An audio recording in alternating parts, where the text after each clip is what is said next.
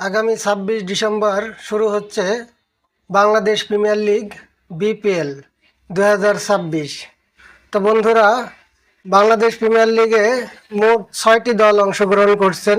এই ৬টি দলের মধ্যে সম্ভাব্য অধিনায়ক কে কে থাকছেন সেটাই তোমাদের জানানোর জন্য চলে আসলাম। তো একে একে জেনে নিই ৬টি দলের অধিনায়ক কে কে হচ্ছেন।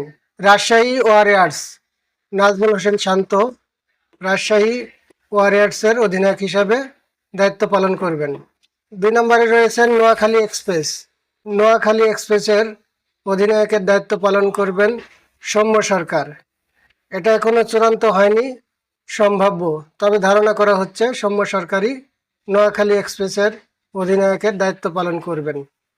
৩ নম্বরে আছে সিলেট টাইটান্স, যেখানে অধিনায়কের দায়িত্ব পালন করবেন মেহেদী হাসান মিরাজ। ৪ নম্বরে আছে ঢাকা ক্যাপিটালস। ঢাকা ক্যাপিটালসের অধিনায়ক হিসাবে দায়িত্ব পালন করবেন মোহাম্মদ মিঠুন। ৫ নম্বর চট্টগ্রাম রয়্যালস।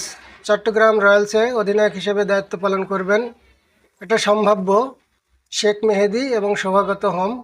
এদের দুজনের ভিতরে যে কোনো একজনকে বেছে নেওয়া হবে, এখনও চূড়ান্ত হয়নি, তবে এগিয়ে আছেন শেখ মেহেদী। এবং ৬ নম্বরে আছেন রংপুর রাইডার্স।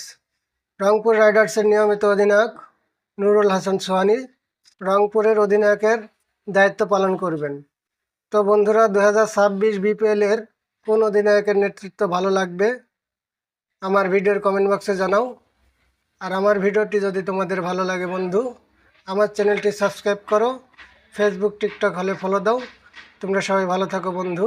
আসসালামু আলাইকুম।